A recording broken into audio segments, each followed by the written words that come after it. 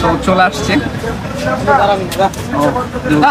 ভর্তা আছে আর হচ্ছে 1 2 3 4 ও জোস ভালো তো 4 থেকে 5 পিস মাংস আছে।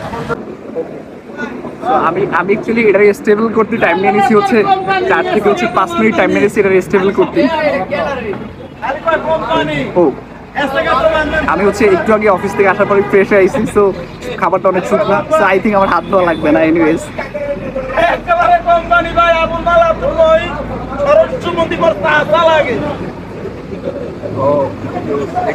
পিছনে এমপি মন্ত্রী রিলেটিভ আছে।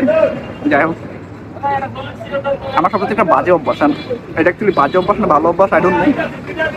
সামনে আমার যত ভালোই খাবার থাকুক যত হচ্ছে লোমনীয় খাবার থাকুক, আমার বেসিক্যালি আগে শশা একটা মুখে দিতে হইব। সো আই ডোন্ট নো এটা হচ্ছে ভালো দিক না খারাপ দিক আমি জানি না।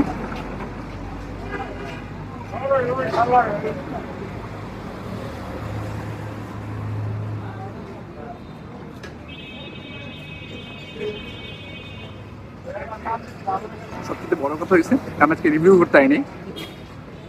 মেইন ফ্যাক্ট যেটা বাসায় খালা নাই, রান্না করে নাই, তো আমার অ্যাকচুয়ালি খাওয়া দাওয়ার জন্য বা রাতের খাওয়ার জন্য আশা লাগছে। আমি যদি রিভিউ করার জন্য আসতাম অ্যাটলিস্ট এটা একটু ডিসক্রাইব করা যেত। তো আমি যেহেতু রিভিউ করতে আসছি এটা অ্যাটলিস্ট খাবারের জন্য আসছি, রাতের খাবারের জন্য, সো এটা ডিসক্রাইব করার কোনো মানে হয় না। ফার্স্ট টাইম ভাবছিলাম যে ভর্তাটা দিছিল, ভর্তার দিয়ে হচ্ছে এক সাইড থেকে টেস্ট করবো কীরকম ফিল হয় বা কীরকম স্বাদ। ভর্তা তো আমি হাতই দেয় না এখন পর্যন্ত,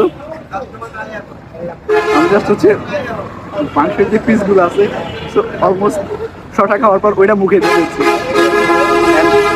ঝোলে বা তেলে পুরো প্লেট ভরে গেছে।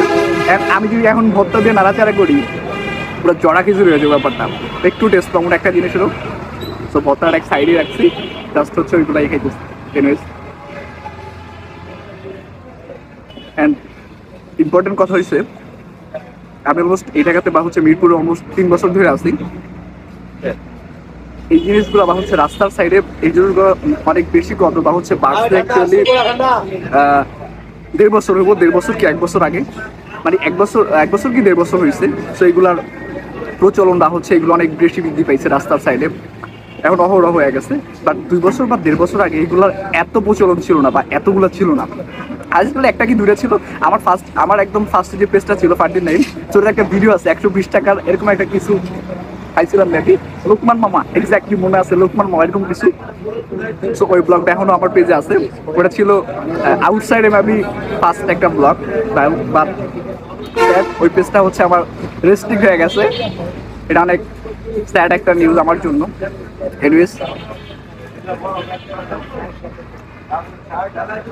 আমি যে দোকানে আসছি এই দোকানে ভিড় অনেক কম, কোনো মানুষ নাই, আই ডোন্ট নো কেন।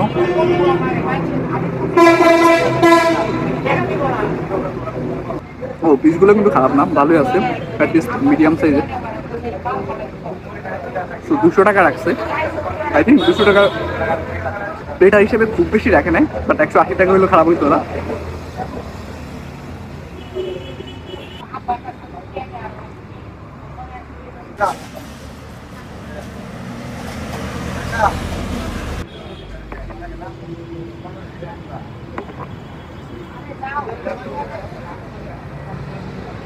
জিনিসটা আসলে অনেক বেশি ঝাল। আমার যেটা মনে হয় পার্সোনালি, আমার পার্সোনাল অপিনিয়ন, আই থিঙ্ক আমার চেয়ে সবাই ঝাল বেশি খায় দুনিয়াতে, মনে হয় আমি সবচেয়ে ঝাল কম খাই। বাসায়ও যে জিনিসটার ঝাল সবচেয়ে কম দেওয়া হয় আম্মু একদম মেনশন করে বলে বা হাইলাইট করে বলে এই জিনিসটা ঝাল কম দিছি, বাট আমার কাছে ওই জিনিসটাও ঝাল মনে হয়। সো আই থিঙ্ক এই প্রবলেমটা শুধু আমারই, আর আমি ঝাল সত্যি একদম খাইতে পারি না।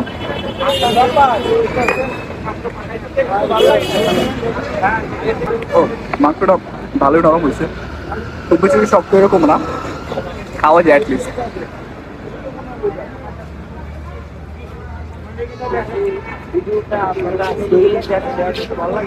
আফসোস লাগতেছে ঝোলের সাথে খাওয়াতে ভর্তার টেস্টটা মিসিং, ভর্তার টেস্টটা পাইনি। বাট এর আগে যখন আসছিলাম, আগে যেটা খাইছিলাম ওইটার চেয়ে এটার এক্সপিরিয়েন্সটা একটু বেটার।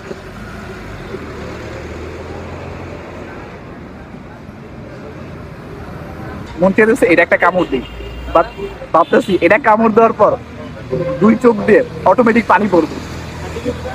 সো নর্মাল থাকি, এটা কামড় না দেয় বেটার। আমি যেটা দেখতেছি এখানে হচ্ছে রাত যত বেশি হয় মানুষের সমাগম বা মানুষের চাপ তত বাড়ে।